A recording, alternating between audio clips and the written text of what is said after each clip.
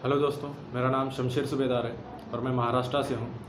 अभी जो डीवाईसी का रिज़ल्ट आया है मैंने उसे क्वालिफाई कर लिया है और चौहान सर जी ने मुझे कहा था कि मैं आपके लिए कुछ वीडियो बनाकर भेज दूँ गाइडेंस के लिए, तो मैं दे रहा हूँ। पहली बात तो ये है कि ये जो डीवाईसी का एग्ज़ाम है वो IBPS कंडक्ट करता है और IBPS ही बैंकिंग के सारे एग्ज़ाम कंडक्ट करता है।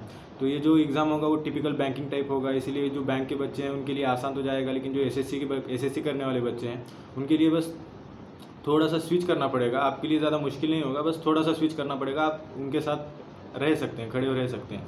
तो पहली बात तो ये है कि जो क्वांट का सेक्शन है उसके अंदर 3 DI होंगे, 10 मार्क्स के लिए सिंप्लीफिकेशन, नंबर सीरीज और कंपैरिजन ऑफ वेरिएबल्स। तीनों चैप्टर के किसी भी तरह से 10 मार्क्स के लिए क्वेश्चन आएंगे और 100% बैंक का टिपिकल क्वेश्चन पेपर ऐसा ही होता है। कोई भी बैंक का पेपर उठाकर देख लीजिए आप, IBPS का, वो ऐसा ही रहता है। उसकी 10 मार्क्स के लिए आएंगे और DI के 15 मार्क्स, 25 मार्क्स, 15 मार्क्स का बचा होगा कमर्शियल मैथ होगा, जो शायद आपने कर लिया होगा पहले से।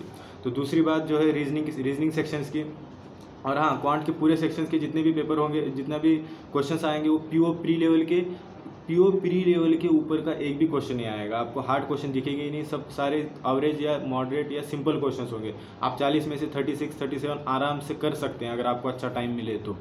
2 या 3 क्वेश्चन शायद आपके आउट ऑफ सिलेबस लगने लगे, आपको कुछ गलत हो जाए आप शायद किसी तरह से। अब आते हैं रीजनिंग सेक्शन की तरफ। रीजनिंग वही टिपिकल होगी बैंकिंग की तरह, वही puzzles, blood relations, codings and सिलॉक्स के आप इंपॉर्टेंस दीजिए, क्योंकि सिलॉक्स 5 से 6 मार्क्स के लिए आए थे हमारे टाइम पे। और 4 पजल और सिटिंग अरेंजमेंट दोनों मिला के 4, और आसान पजल और सिटिंग अरेंजमेंट 2 वेरिएबल या शायद 3 वेरिएबल एक आई थी। बस इतना ही होगा। और कोडिंग डिकोडिंग एक, अगर आपके पास टाइम बचता है, अगर आप पढ़ने के लिए टाइम होगा तो आप इनपुट आउटपुट भी अच्छे से प्रैक्टिस करके जाइए। बस इन सारी चीज़ों का आपको प्रैक्टिस अच्छे से करनी है।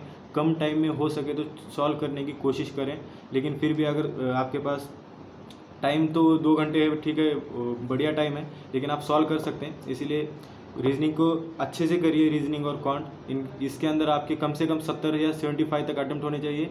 अगर आपका इंग्लिश अच्छा है तो आप 65 तक आपको मार्क्स चाहिए। अगर आपका इंग्लिश वीक है तो आपका 68 या 70 तक आपको मार्क्स चाहिए, अगर आप अनरिजर्व कैटेगरी से हैं तो।